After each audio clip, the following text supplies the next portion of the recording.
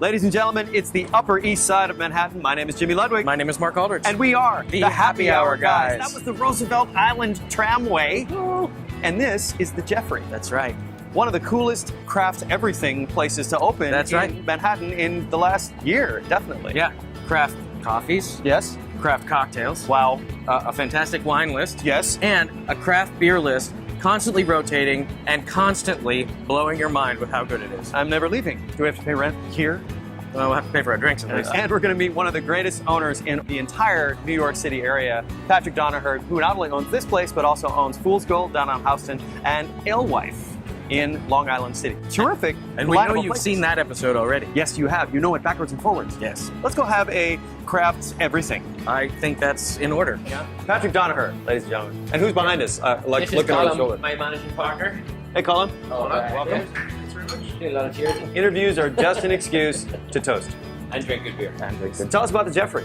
Well, Jeffrey was the bar concept by me and this guy, who's Andy Friedman. Who's not dead. He's actually alive. Not dead. Memorial. Just couldn't be here today. It's a, he's busy doing his day jobs. Andy and I always wanted to do something a little bit different, I guess, than what's really going on in the city. And, but in the time when we were planning that, a lot of bars that we were planning to open actually opened, so our difference didn't really matter at the end of it. So this space used to be a pet store? It used to be a pet store. It split into, so that side was where all the kennels and everything was kept, and then this side was like pet store. So it took us, it got some close to a year to build the place out because everything that could go wrong went wrong. The floor collapsed, so that had to be redone, and engineers and architects and everybody had to come in. And we're open now about 7 or 8 months. We're doing what Andy and I have dreamt of doing from the very beginning, opening our own place and pouring the best beer we can possibly get our hands on. You know, I love this industry. It's what we do. We're all friends. Community is a word that sort of gets tossed around a lot these days, but in the craft beer world, it means something. You know,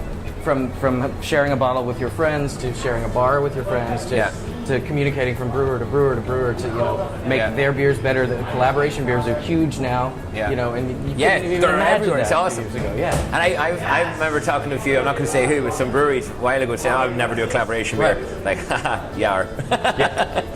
But I like here. It's like what we always wanted. Like we call it a neighborhood joint, and because everyone's coming together and they're making friends. Like people.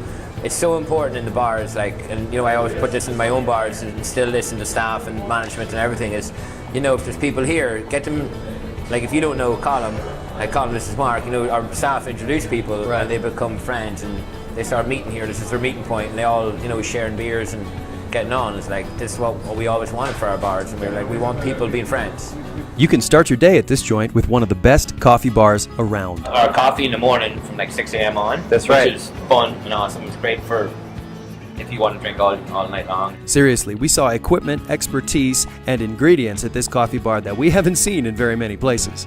And then we've cocktail bars, so we have a cocktail growler, beer bar, like everything in one, really. Yeah, I mean, just like we cater to all different kind of, you know, with the coffee and the cocktails and the beer and everything. Yeah. The same goes for our clientele, you know, it's really a mixture of everything, you know. It makes living on the east side a lot more attractive than it was, 9 months ago for me personally. So you got coffee in the morning. It's the neighborhood joint. Yeah. And wildly successful. You've already gotten a lot of really positive, both citywide and nationwide. Yeah, right? Like we were in Draft Magazine Top 100 after being open 3 months, which was very nice. Blew our heads apart and kind of, we've mixed emotions about it because like we're just 3 months open. Who can tell at this stage? But thank you. Space-wise, you're kind of unique in New York. There aren't a lot of places that have what you guys have to offer. I mean, you have a great backyard. You got a beer garden. Yeah, we do. You got light coming from a lot of different directions in here. The space was important because we have so little of it in this area. So I'm thinking the beer garden had to be done right. It had to be. Like it's still a work in progress, but we're getting there. And then the front of the bar, we were meant to just do a 12-foot bar to start, and we were like, keep going. So we done like a 35-foot bar. Wow. And then we had a... Meant to be 12. Yeah. We'll keep 35. 35. And then the only idea then was to do a coffee store on the other side. And then we were like, let's do something else. And Andy was crazy with cocktails, so he was like, let's do a cocktail bar. We met Jacob, and it just got real after that. We were like, all right, now we have a mixologist, craft beer bar, coffee store, restaurant, beer garden. Like, all right, now it's a neighborhood joint. Like, who could be afraid of a Jeffrey?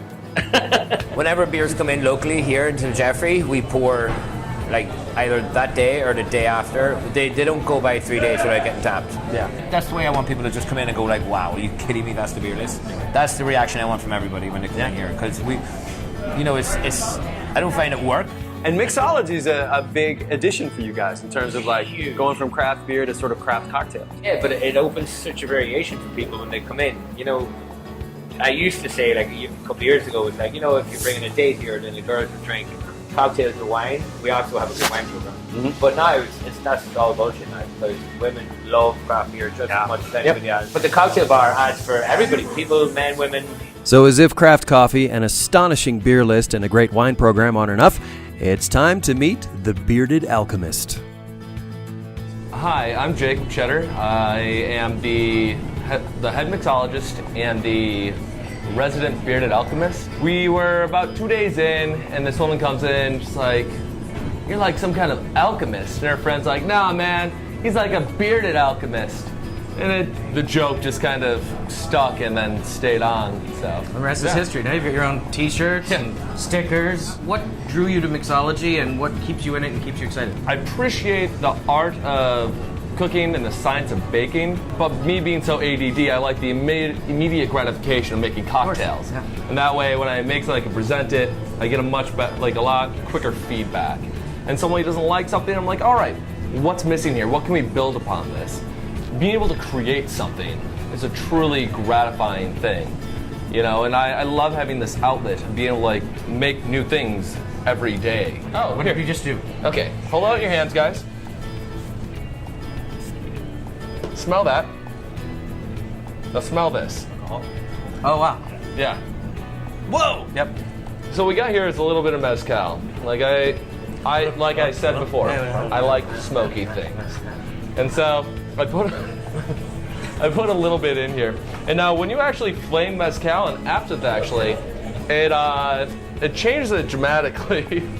It really is like being in an alchemist shop. To step back here, I'm impressed. Don't worry, we're going to have an entire series featuring the Bearded Alchemist and his cocktail wonderment coming up very soon. Meanwhile, consider this. Between craft coffee, a great wine program, one of the best beer lists in the city, the Bearded Alchemist, and an outdoor space, you really can't go wrong with the Jeffrey. And if you're looking for a bite to eat, they've got some great menu items as well. And it's going to take you several tries just to get to everything. And of course, we encourage you to do so.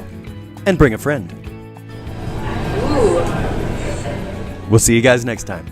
Cheers. I feel like Gandalf right now. You shall not go prone.